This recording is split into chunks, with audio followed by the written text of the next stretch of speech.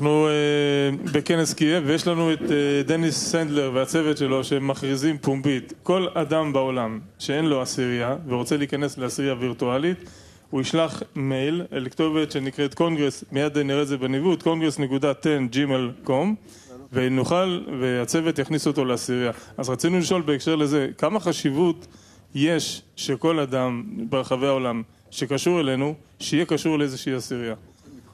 זה חובה. זה חובה. מי שנמצא בכלל במסגרת שלנו לא יכול להיות שהוא לא נמצא בעשירייה. עשירייה קבועה. אחר כך אנחנו אולי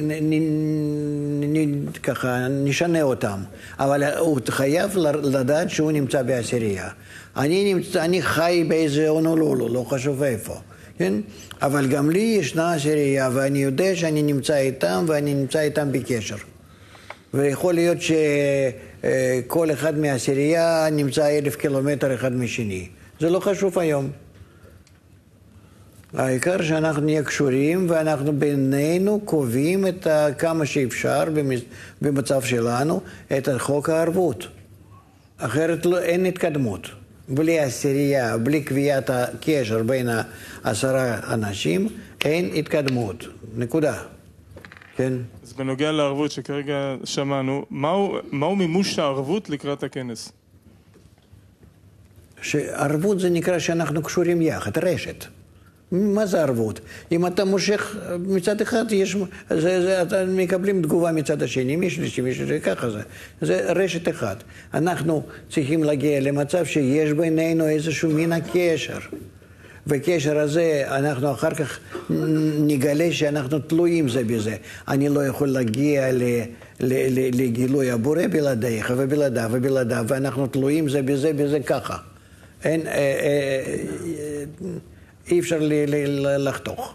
ואחר כך אנחנו נגלה שכן, זה קיים כבר במציאות, בטבע. זה לא שהתקשרות שלנו עכשיו נראית לנו מקרית, ואחר כך כן, ואחר כך לא, ואנחנו יכולים להחליף. אנחנו אחר כך נראה שזה לא עניין של הפרצופים, אלא איפה המקום שלי באמת, אני מגלה, מקום שלי ברשת של אדם הראשון, ברשת של הנשמה. כן. אז אם אנחנו תלויים ברשת של נשמה, מהי הכוונה להחזיק עד לכנס ולכניסה אל הכנס בקייב?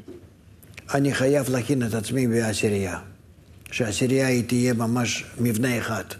אז אני אקבל את הכנס ככינוס ממש, ומה שיהיה בו, אני אקלוט את זה בצורה פנימית, רוחנית.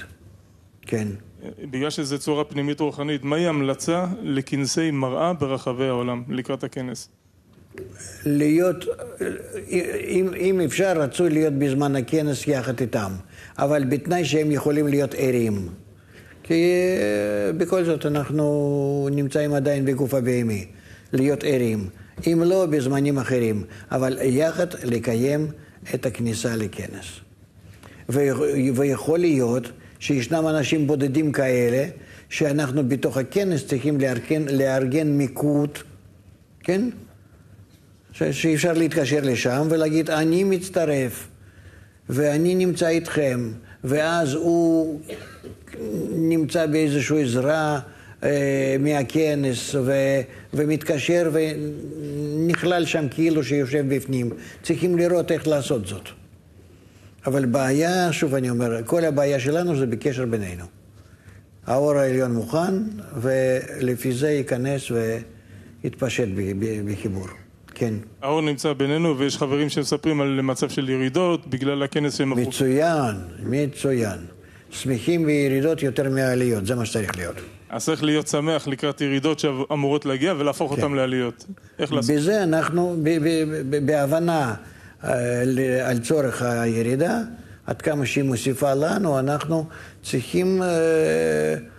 צריכים ללמוד מזה שיחס שלנו אליה הופך אותה לעלייה.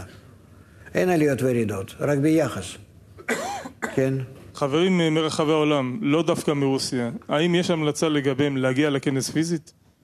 לא, אני לא חושב. מאירופה יכולים אולי להגיע קצת, אבל לא נראה לי שזה חובה. אנחנו צריכים ללמוד גם כן להיות בקשר וירטואלי. אבל צריכים להתארגן, כן.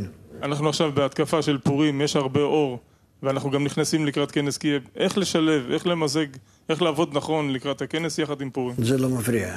אז סך הכל אנחנו נמצאים באותה פעולה.